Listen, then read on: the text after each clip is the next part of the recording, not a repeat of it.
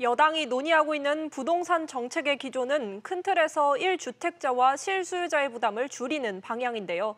그런데 고가 1주택이나 다주택자는 세금 부담이 더 늘 수 있어 보입니다. 김성훈 기자와 좀 더 자세히 알아보겠습니다. 네, 김 기자. 여당이 장기 보유 특별 공제 축소를 검토하는 배경 어디에 있다고 보면 될까요? 네, 고가 아파트에 대한 추가 규제, 그러니까 똘똘한 한 채에 대해 제동을 걸겠다는 의도로 풀이됩니다. 값비싼 집 한 채만을 소유하는 추세가 심해지면서 강남 집값이 좀처럼 잡히지 않자 이런 방안을 검토하는 건데요. 세금 부담이 높아지기 전에 물건을 내놓게 하는 단기적인 효과와 함께 매수자에게는 유인을 줄이는 효과를 노린 것으로 보입니다.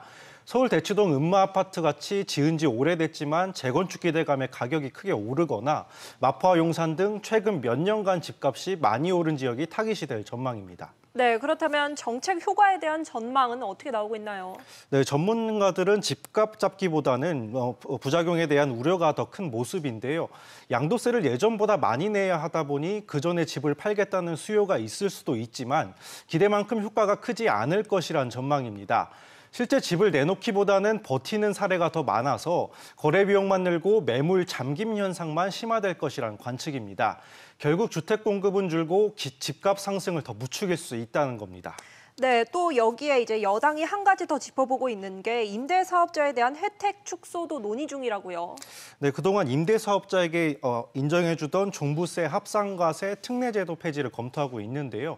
특례는 2018년 9월 이전에 취득한 주택에 대해 일정 요건을 갖추면 종부세 과세 대상에서 빼주는 내용인데 이를 없애겠다는 겁니다.